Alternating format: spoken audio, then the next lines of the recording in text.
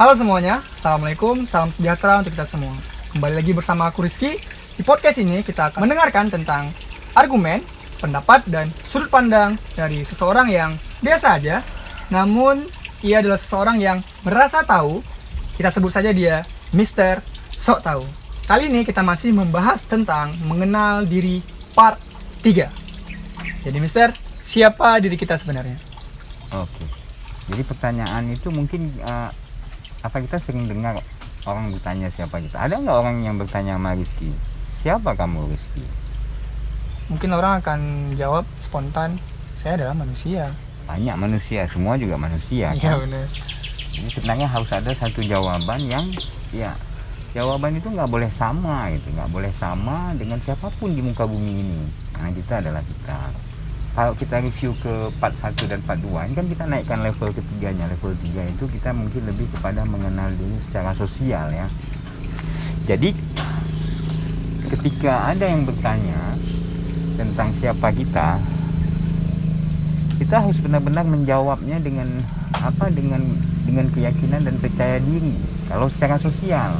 Jadi mungkin ya jawaban yang paling baik secara sosial adalah ini Rizky saya contohkan gitu.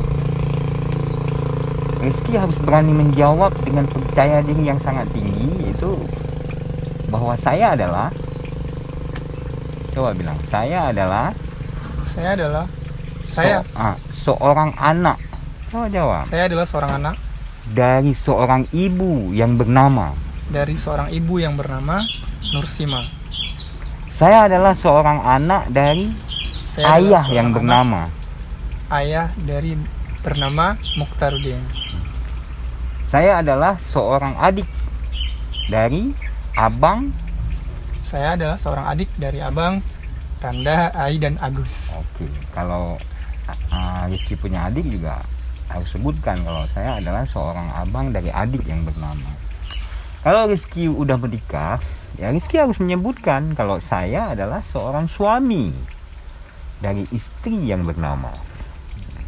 Kemudian kalau Rizky udah punya anak, ya juga harus sebutkan kalau saya adalah seorang ayah sekarang dari anak-anak yang bernama. Dan setelah itu mungkin baru kita menyebutkan bahwa kita adalah seseorang yang bertemankan. Ya, nah kita susun itu teman-teman yang terbaik yang kita miliki gitu.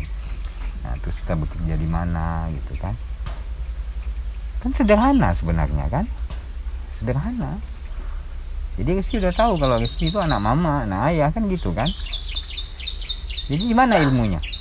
Ini kita berhubungan dengan orang lain, berhubungan dengan keluarga kita, berhubungan kita sosial, maksudnya kita berhubungan antara satu sama lain.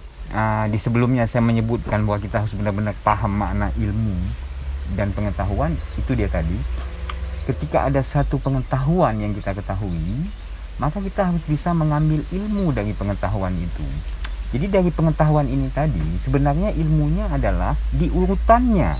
Urutan itu adalah ilmunya. Artinya orang-orang yang benar harus kita lihat itu yang pertama sekali adalah ibu, ayah, terus saudara.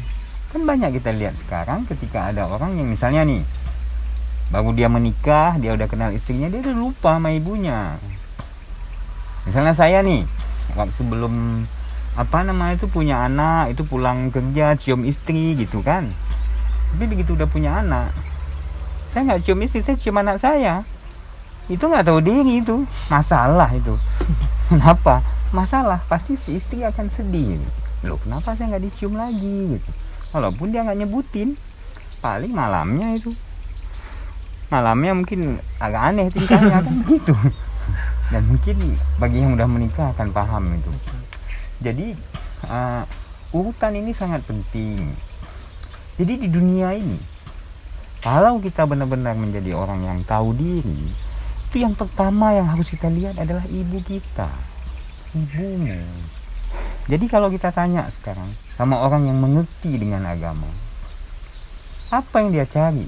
Menuntut ilmu puluhan tahun, terus mengajarkan orang puluhan tahun, berdakwah puluhan tahun. Kayaknya kalau kita tanya, ya ustadz atau ulama, apa yang anda ingin, apa yang anda cari, kira-kira jawabannya apa ya?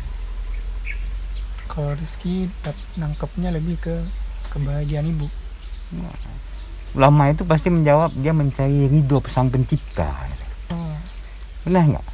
Ridho. Jadi kalau kita tanya lagi sama dia, di mana letaknya ridho pencipta itu ya Ustadz atau ulama gitu kan? Di mana jawabannya aja? ibu. Di ibu kan? Artinya suatu yang maha dahsyat itu kita kadang-kadang lupa, dia mungkin lagi nyuci piring di rumah gitu. Atau mungkin lagi memasak untuk kita, atau bahkan mungkin sedang mendoakan kita, sementara kita sibuk dengan hal-hal yang menurut kita luar biasa, padahal yang luar biasa itu ada di rumah gitu. Jadi sebenarnya masalah itu lebih banyak diawali dari sini. Ada orang yang sukses, dia bisa memiliki segalanya, sementara adiknya susah, dia nggak melihat, dia lebih penting membantu orang lain, sehingga dibilang orang baik kan.